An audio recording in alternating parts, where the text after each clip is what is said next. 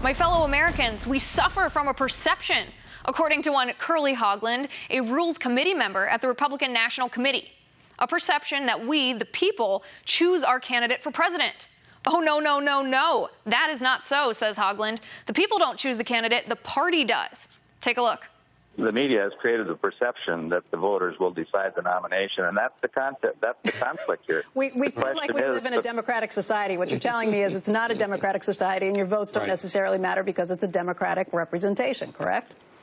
No, that's not what I'm trying to tell you. What I'm trying to say is that we're just one of the political parties. There's many political parties, but political parties choose their nominee, not the general public. Political parties choose their nominee, not the general public, Hogland says. Again, this gentleman is one of the unbound Republican delegates. He'll be able to vote for whomever he chooses at the GOP convention in July. Is he right, though? Can the party override the will of the people? What about the democratic process? Well, he is right in a sense. The way parties choose their candidates for president isn't bound by the Constitution. Parties can choose their nominees any way they want to. But that doesn't make it the right thing to do.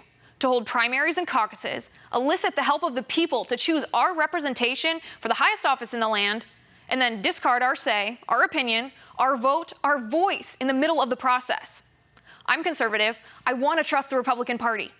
But how can we trust a party that asks for the will of the people, and then when the will of the people doesn't match up with their intra-political agendas, throw our will to the curb?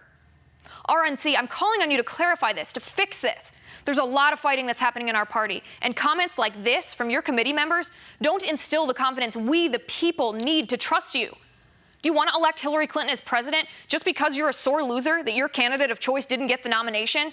You better not want to, or you're going to lose millions of Americans. So what's it going to be?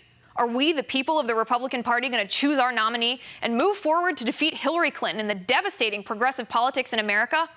Or are you going to dump us all down the drain? And that's my final point. You can always reach me on Twitter at Liz_Wheeler. If you liked the show, please send me an email at oann.com/contact.